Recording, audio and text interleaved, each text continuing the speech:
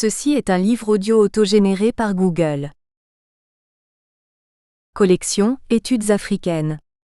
Collection Études africaines. Dirigé par Denis Prienne et son équipe. Forte de plus de 1000 titres publiés à ce jour, la collection Études africaines fait peau neuve. Elle présentera toujours les essais généraux qui ont fait son succès, mais se déclinera désormais également par séries thématiques, droit, économie, politique, sociologie, etc. Dernière parution. Yaovi Akakpo, le technocolonialisme, agir sous une tension essentielle, 2019. Célestin Tagou, démocratie rotative et élection présidentielle en Afrique, transcendance et transformation politique des conflits ethnopolitiques dans les sociétés plurielles, 2018. Wanga Wambnga Nyoli Boko, la philosophie du langage d'Alexis Kagame, contribution à la problématique sur la philosophie africaine, nouvelle édition revue et augmentée 2018. Kale Abraham Vahoua, éléments de morphologie verbale du BT 2018. Robert Ndamobissi, la malnutrition des enfants dans les pays du Sahel et de la Corne de l'Afrique, 2018. Sous la direction de Catherine Maya, Jean-François Akandji Kombe et Jean-Baptiste Charlimana, dire l'apport de l'Afrique à la justice internationale pénale, 2018. Marie-Rose Bangoura, gestion des déchets solides ménagers et ségrégation socio-spatiale dans la ville de Conakry, 2018. Jean-Pierre Nzezakabu ZEXKONGO, Congo. Comment le reconstruire, y ramener la paix et le développer. Vademécom pour les dirigeants, 2018. Charles Lasserre YAKITE, la nationalité et l'apatridie en Afrique, 2018. Jean-Pierre Nzezakabu ZEXKONGO, Léopold II. Le plus grand chef d'État de l'histoire du Congo, 2018. Remerciements. Ma gratitude s'adresse à mes parents, mes sœurs et mes frères qui me soutiennent toujours. Je remercie chaleureusement les femmes et hommes qui ont accepté de me rencontrer, ou de répondre par courrier à mes questions lorsque la distance ne permettait pas de s'entretenir directement. Les entrevues et témoignages qu'ils m'ont livrés ont enrichi ce livre. Cependant, les idées et opinions exprimées dans ce livre n'engagent que moi. Il s'agit notamment de Auteur Boniface Fidèle Kiraranganya, Madame Consili Nibijira, Monseigneur Jean-Louis Naïmana, Honorable Marie Chantal Nchimirimana, Professeur Pacifique Manirakiza, Lieutenant-général Prime Nyongabo, Auteur Rose Karambizi Ndayaoz, Monsieur Vincent Sinanirani, Honorable Jean-Pierre Ntimpiranjessa, Monsieur Évariste Ndikumana, Son Excellence Gaston Sindimouo, Professeur Fabien Sichayo, Auteur vénérant Ndgeya. Mes remerciements spéciaux vont également à toutes les personnes qui ont collaboré à la rédaction de cet ouvrage. Introduction. J'ai grandi dans de bonnes conditions familiales mais dans différents pays où j'ai toujours porté le statut le moins plaisant, celui de réfugié. Cela m'a continuellement poussé à chercher à comprendre le passé du Burundi, mon pays natal. Pourquoi certains Burundais ont grandi au Burundi, et d'autres ont grandi à l'étranger? À l'âge adulte, j'ai commencé à me renseigner. Après baccalauréat en développement international et mondialisation et sociologie, j'ai décidé que mon sujet de recherche à la maîtrise porterait sur les femmes au Burundi. En faisant la lecture sur ce sujet, je me suis trouvé devant une confusion totale à cause de plusieurs ouvrages qui parlent des mêmes événements, mais différemment. Comme mon sujet de mémoire ne portait pas sur l'histoire du Burundi mais sur la représentation politique des Burundaises, j'ai décidé qu'après la publication du premier livre sur les femmes et la représentation politique au Burundi, mon deuxième porterait sur les différentes versions de l'histoire de ce pays. Ainsi, juste après la publication de mon premier livre en 2014, j'ai commencé à chercher les intellectuels burundais de différents groupes ethniques vivant au Canada et au Burundi. Le but était de leur demander de participer à mon projet visant à rassembler les différentes versions de l'histoire selon les ethnies. En même temps, je continuais la revue de littérature. Cette recension des écrits des auteurs burundais et étrangers et les entrevues des Burundais, Hutus, Tutsis et TWAS, m'ont donné les résultats de recherche présentés dans ce livre. Dans mes travaux académiques, j'ai eu à lire sur la discrimination basée sur la race. Une chose que j'ai remarquée est que l'instrumentalisation de la race et celle de l'ethnie ont des conséquences semblables sur les victimes. En effet, ceux qui y ont recours pour inférioriser, opprimer et justifier le traitement injuste à l'égard des victimes se basent souvent sur la différence dans l'apparence physique. Cependant, il y a une confusion dans les traits physiques qu'on attribue à l'ethnie au Burundi. Au sein des 3 ethnies burundaises, il y a des personnes de grande et de petite taille, des personnes de peau assez foncée et d'autres de peau claire, des personnes ayant de gros nez et d'autres avec de petits nez. Par conséquent, dans plusieurs événements qui ont endeuillé le Burundi, des politiciens et des militaires ont tué des membres de leur groupe ethnique. L'explication qui soutient que les membres d'une ethnie partagent la même langue, les mêmes coutumes et valeurs et le même espace ne s'applique pas à la réalité de ce qu'on appelle l'ethnie au Burundi. Dans ce pays, les 3 groupes ethniques partagent les coutumes, les valeurs, l'espace et la langue. De plus, des mariages mixtes sont fréquents. C'est pour cela que l'appartenance à un groupe ethnique au Burundi est basée surtout sur la conscience d'un groupe social d'avoir les ancêtres communs et la volonté de se définir comme ethnie, soit Hutu, soit Tutsi, soit Twa. La première personne que j'ai interviewée en décembre 2014, l'auteur Kiraranganya, soutient que l'ethnie est un prétexte que les autorités utilisent pour manipuler, opprimer et gagner leur pain. Les vrais racistes sont toujours un petit nombre de personnes qui finit par convaincre d'autres, afin de faire passer ses messages et imposer sa volonté.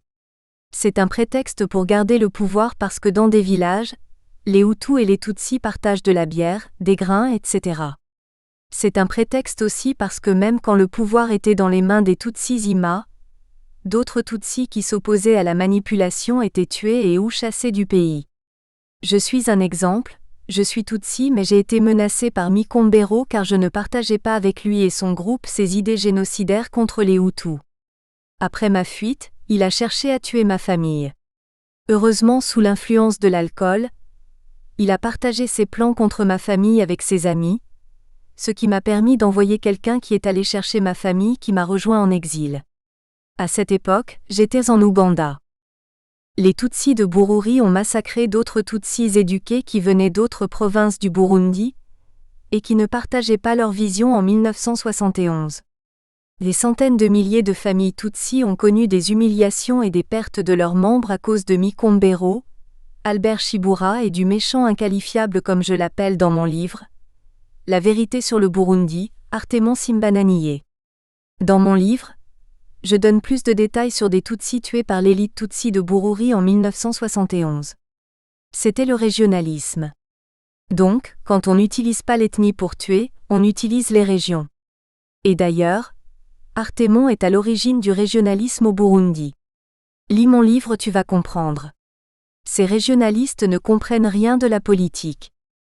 En effet, l'ethnie a été utilisée pour justifier les inégalités, les rapports de pouvoir, l'élimination physique des autres, l'oppression et diverses formes de discrimination et d'injustice. L'ancien président burundais, Buyoya, 2011/23, explique la différence entre ce qu'on appelle l'ethnie dans d'autres pays africains et l'ethnie au Burundi. Les Hutus et les Tutsis sont répartis en plus de 200 clans dont certains se retrouvent dans toutes ces 2 composantes sociales. On est donc loin des ethnies, telles qu'on peut les observer dans d'autres pays africains où plusieurs groupes ethniques ont chacun un territoire, une langue, une culture, etc. Tout au long de ce livre, je montre que les massacres ont endeuillé tous les Burundais, les Hutus, les Tutsis et les Twa. Le peuple burundais a assez souffert depuis 1961, raison pour laquelle il est temps de parler du passé dans le but d'apprendre de celui-ci et de se corriger afin de chercher l'unité interethnique et intraethnique réelle. Cette unité ne sera pas possible tant que certains continueront à déformer l'histoire, même la plus récente, et à utiliser le terme génocide à tort et à travers pour des motifs politiques.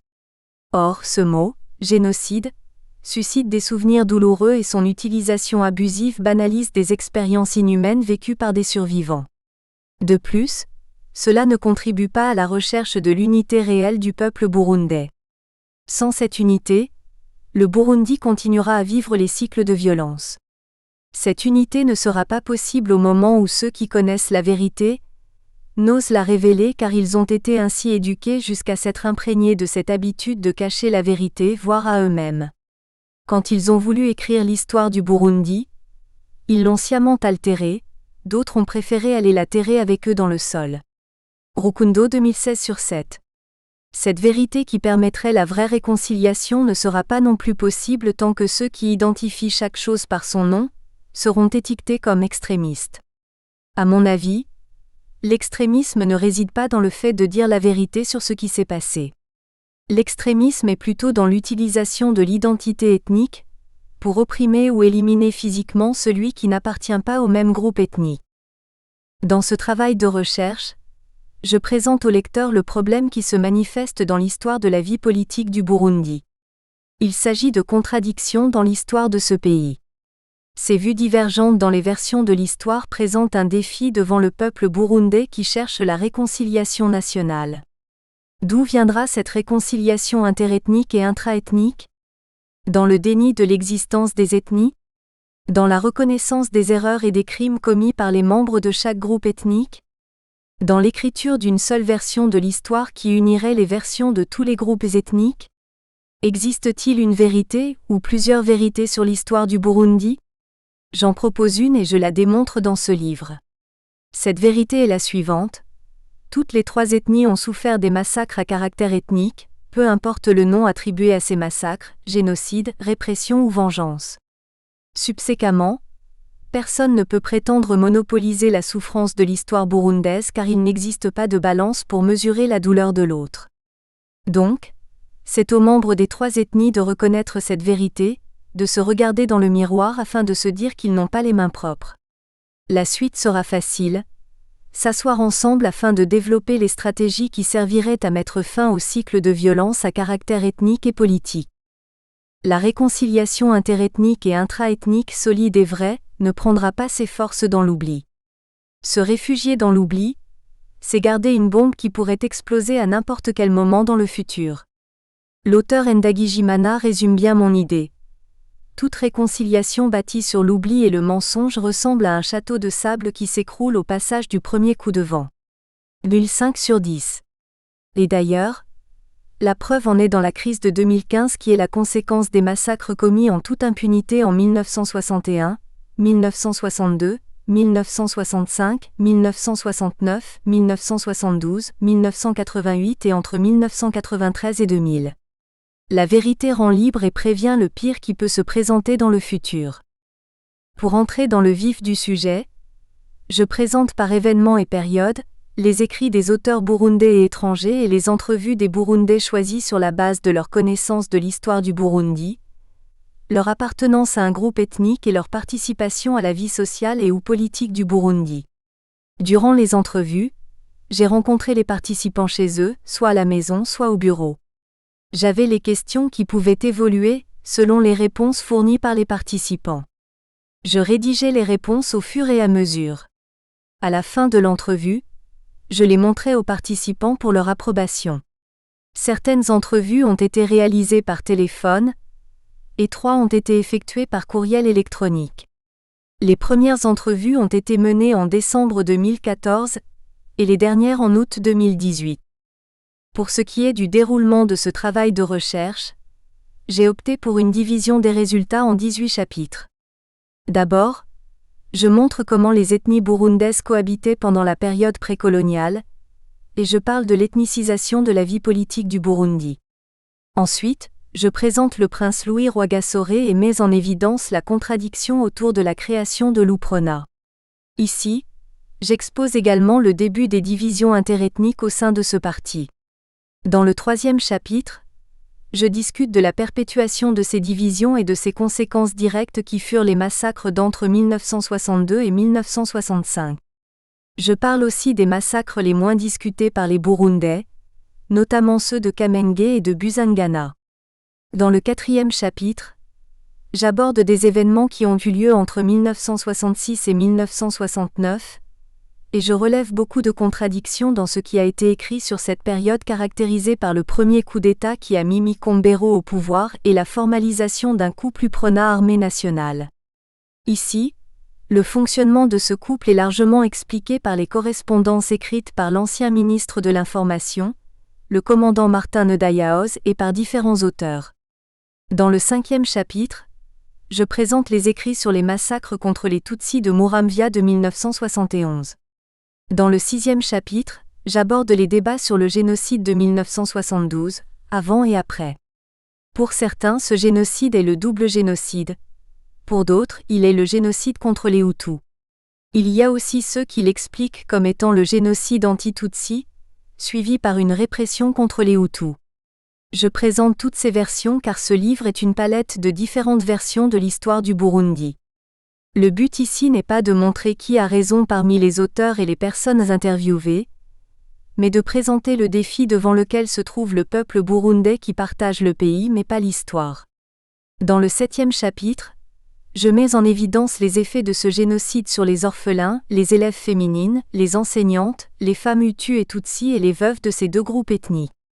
L'objectif de classer les victimes dans ces groupes est de sortir de la généralisation faite souvent quand on parle du génocide de 1972, sans spécifier les groupes dans lesquels les victimes se trouvaient. Dans ce chapitre, je pose également la question liée à la réconciliation, était-elle possible après 1972 ? Quelques points pour conclure ce long chapitre sont aussi présentés. Dans le 8e chapitre, le deuxième coup d'État et le fonctionnement de la Deuxième République sont explicités. Dans le 9e chapitre, je parle du troisième coup d'État qui a mis au pouvoir Buyoya, le président de la Troisième République. Ici, les différentes versions sur les assassinats de 1988, Ntega et Marangara, le début de la démocratisation du Burundi et les politiques de l'unité nationale de Buyoya sont aussi mises en évidence. Dans ce chapitre, j'établis également le lien entre les partis PALIPEHUTU et FRODEBU, en ce qui concerne la sensibilisation des Hutus sur leur dignité humaine. Dans le 10e chapitre, la courte démocratisation qu'ont connue les Burundais en 1993 et l'assassinat de Ndadaye sont présentés. Les différentes versions sur les responsables de l'assassinat de Ndadaye se trouvent également dans ce chapitre. Dans le 11e chapitre, je présente la naissance du parti CNDD-FDD et montre les liens existants entre ce parti et FRODEBU. Dans le 12e chapitre, je parle de la mort du président Ntaryamira. Dans le 13e chapitre, les massacres dans lesquels les Hutus ont tué les Hutus et les Tutsis ont assassiné les Hutus et les Tutsis sont exposés.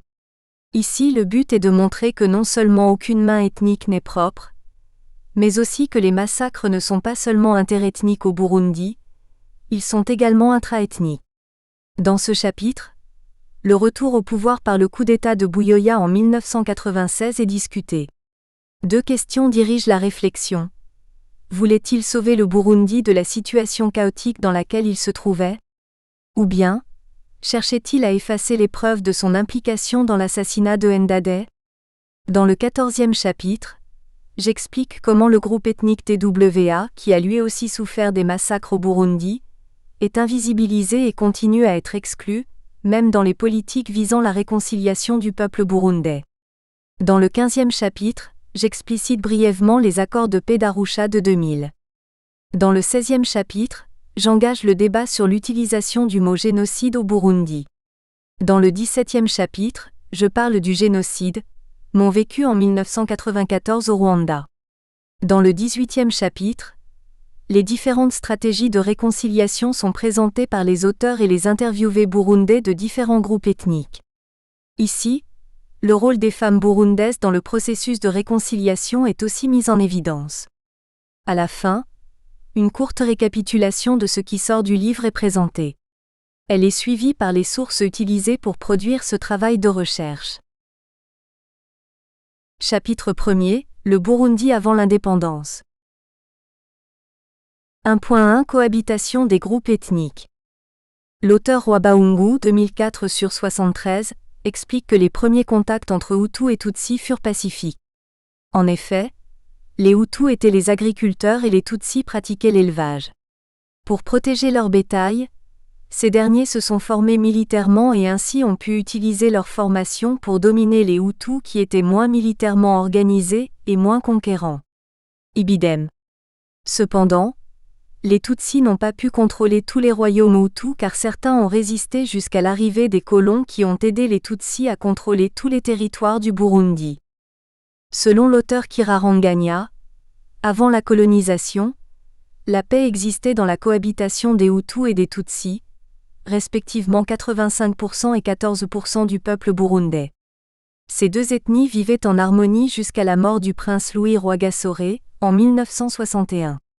La politique, l'économie et la justice n'étaient pas dans les mains d'une ethnie en particulier. Les Hutus et les Tutsis participaient aux résolutions des conflits et à la planification de l'avenir du pays. Toutefois, les Hutus avaient banalement accepté d'être dominés et contrôlés par les Tutsis. Dans l'interview avec Kiraranganya, il dit que c'était comme une relation d'un cheval et son maître. À cela, s'ajoute le fait qu'il y avait des Hutus qui changeaient leur ethnie pour devenir des Tutsis.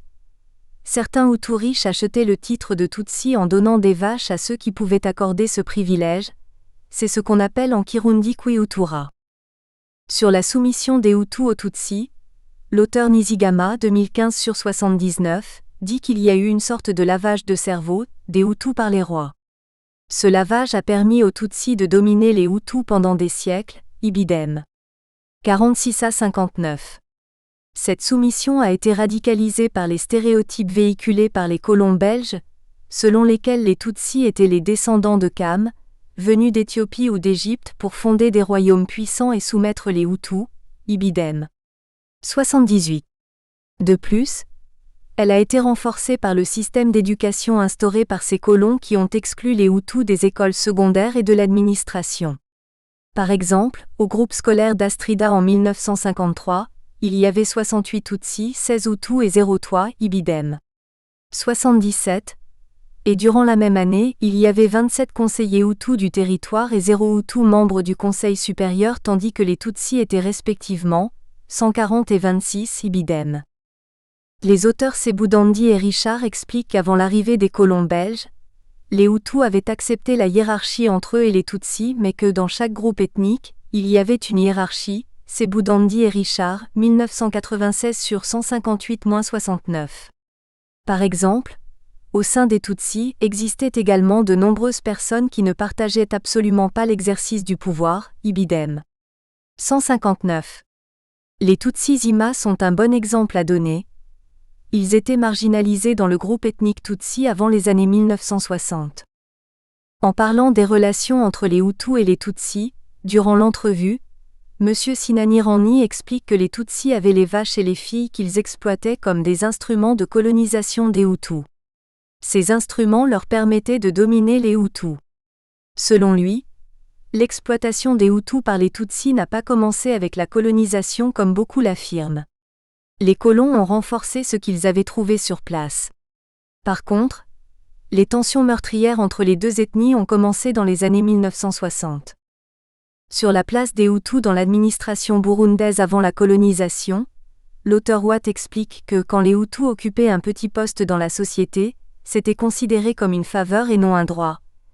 The king and prince were Ganoa but Tutsi and some Hutu had high up position. The difference being that the Hutu role were generally by favor rather than by right. Watt 2008/27. Un autre point évoqué sur le rôle des colons belges dans la gestion des relations interethniques est l'instauration du système des cartes d'identité avec mention ethnique. L'auteur Nijimbere 2017/23 explique qu'en 1934, les colons belges ont instauré une carte d'identité nationale obligatoire portant la mention de l'ethnie. Elle a été abolie après leur départ du Burundi en 1962. Il convient de rappeler que ces colons ont instauré le même système au Rwanda. Contrairement au Burundi, au Rwanda, ce système n'a pas été aboli jusqu'en 1994. Les Interahamwe se sont servis de ce système d'identité avec mention ethnique dans le génocide rwandais de 1994. Dans l'interview que m'a accordée Madame Nibigira, elle rappelle que les colons belges mesuraient l'aîné des Burundais. En effet, Ce fut leur façon de justifier la théorie selon laquelle les Tutsis étaient supérieurs aux Hutus et aux Twa. Ironiquement, la demande de l'indépendance par le prince Louis Rwagasore les a poussés à chercher les Hutus à utiliser dans la lutte pour l'égalité entre les ethnies et contre l'indépendance immédiate que les Burundais demandaient. Sur la supériorité et l'infériorité des ethnies, Buyoya, 2011/27, explique que c'est à cause de l'exclusion des Hutus dans la gouvernance du Burundi par les colons belges que progressivement, les Hutus en viendront effectivement à être perçus voire à se percevoir comme une race inférieure. 1.2 Ethnicisation de la politique burundaise. Buyoya, 2011/26-7, dit que ce sont les colons belges qui ont introduit l'ethnicisation dans la politique burundaise. Il explique qu'avant, les Hutus et les Tutsis dirigeaient le pays. Dès leur arrivée au Burundi, les colons belges ont introduit la logique d'infériorité et de supériorité dans la vie politique du Burundi. Par conséquent, au fur et à mesure du temps, les Hutus, tenus pour race inférieure, sont évincés de la direction des chefferies et des sous-chefferies à tel point qu'en 1945, aucun Hutu ne restait au pouvoir. Une véritable purge. En balayant systématiquement les Hutus des postes de pouvoir et, en leur ôtant tous les privilèges au profit des Ganois et des Tutsis, l'administration coloniale belge venait d'installer une véritable politique basée sur une discrimination ethno-raciale. Sur le même sujet, l'auteur Gahama, 1983/116, montre l'éviction du pouvoir des Hutus par les colons belges. De 20% du nombre global des chefs en 1929, il tombe à 7% en 1933 et à 2% en 1937. En 1945, ils ont été complètement balayés. Dans le même ordre d'idées, Rentien s'explique qu'avant la réorganisation de l'administration du Burundi, ce pays comptait 133 chefferies. 76 étaient dirigées par le Baganois, 30 par les Tutsis et 27 par les Hutus. Les Belges ont tout changé jusqu'au point où en 1945, il n'y avait aucun chef Hutu. Rentiens, 1994, cité dans Rwabaungu, 2004/31.